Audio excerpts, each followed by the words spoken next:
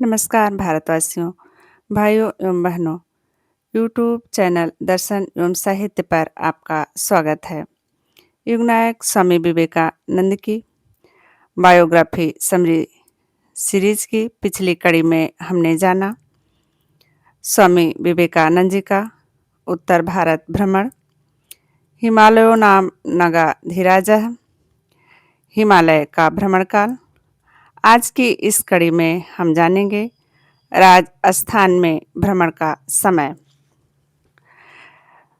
मेरठ के उपरांत साधारण वेशभूषा में साधारण रूप से विभूषित स्वामी जी ने हिंदू मुस्लिम युगों की अनेक स्मृतियों से जुड़ी इतिहास प्रसिद्ध महानगरी दिल्ली में पदार्पण किया, किंतु अपना परिचय गुप्त रखने में अत्यंत सावधान रहने पर भी स्वामी जी का प्रतिभा दीप्त तरुण मुखमंडल, विशाल युगल नयन, सुगठित लावण्यमय शरीर, चलने फिरने की राजोचित भंगिमा तथा अत्यंत भद्रोचित निश्चल सरल व्यवहार, ये सब गुणों के प्रभाव से उनके संपर्क में आने वाला हर व्यक्ति उनसे निकट आत्मीयता का अनुभव करता और उन्हें प्रेम करने से स्वयं को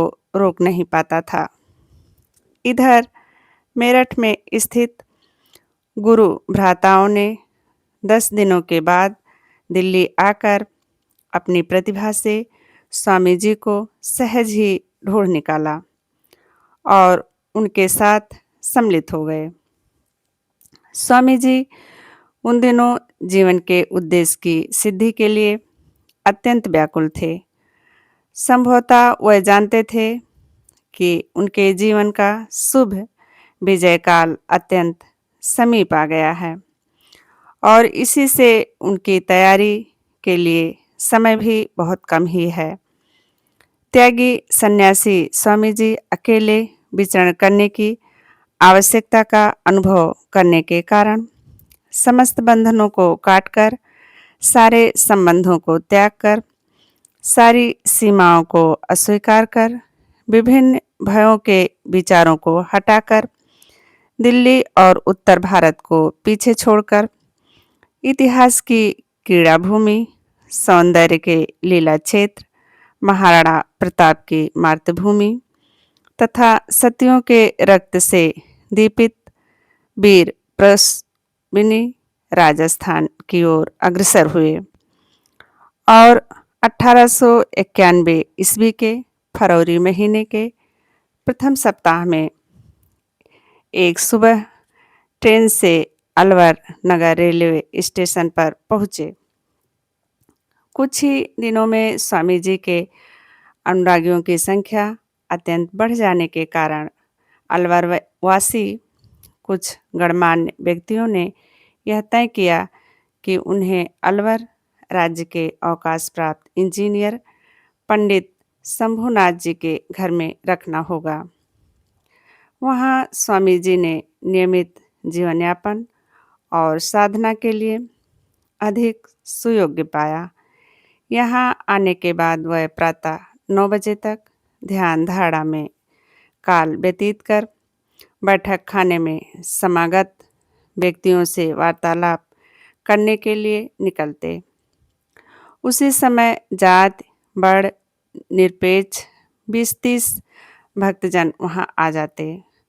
उनमें कोई कोई संभवतः सिया या सुन्नी संप्रदाय के मुसलमान भी हुआ करते थे। अन्य शैव वैष्णव आदि संप्रदायों के हिंदू भी होते थे। धनी और गरीब सभी प्रकार के लोग वहाँ मिलकर एक हो जाते थे। स्वामी जी दोपहर तक उन लोगों के बीच में बैठकर सबके साथ समान भाव से सदा वार्तालाप करते और धर्म संबंधी विभिन्न समस्याओं का समाधान कर देते थे।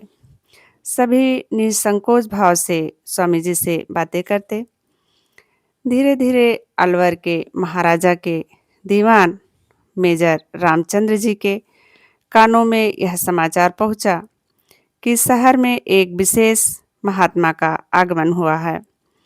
सुनते ही उन्होंने स्वामी जी को आदरपूर्वक अपने घर ले आए, उनसे बातचीत की और वह तुरंत समझ गए कि इन सुविद्वान, मेधावी और अनुभूति संपन्न सहयोगी की कृपा दृष्टि पड़ने पर अलवर के अंग्रेजी भावापन्न महाराजा की मति गति में परिवर्तन हो सकता है।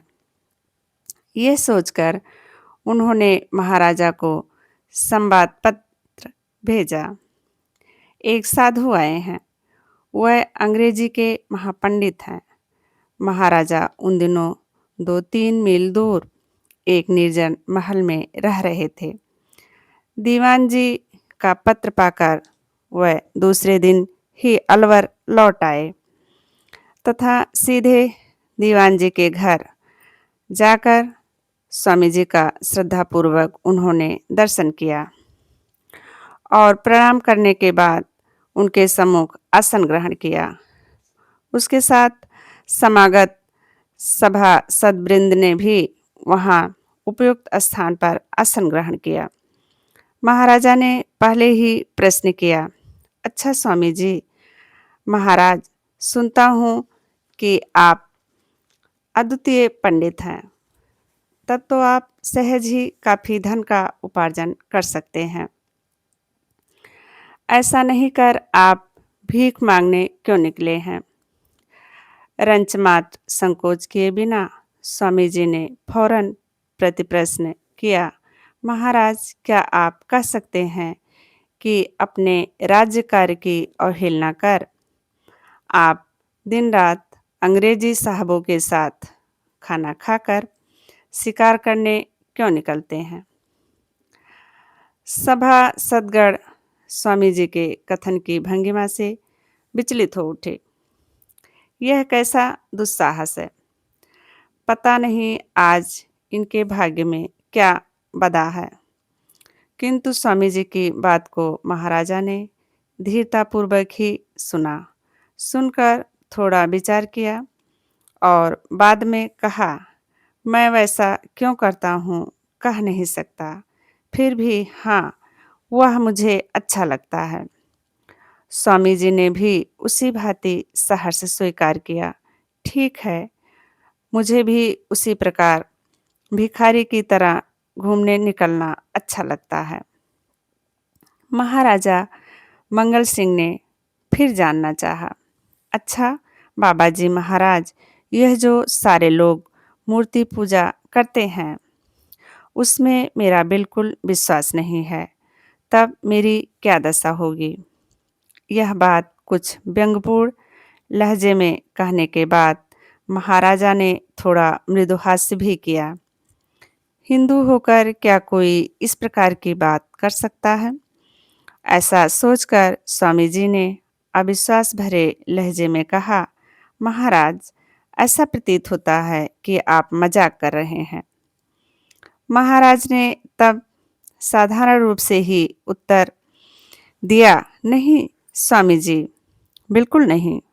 देखिए, वस्तुतः मैं लोगों की भांति लकड़ी, मिट्टी, पत्थर और धातु, इन सब की पूजा नहीं कर पाता हूँ।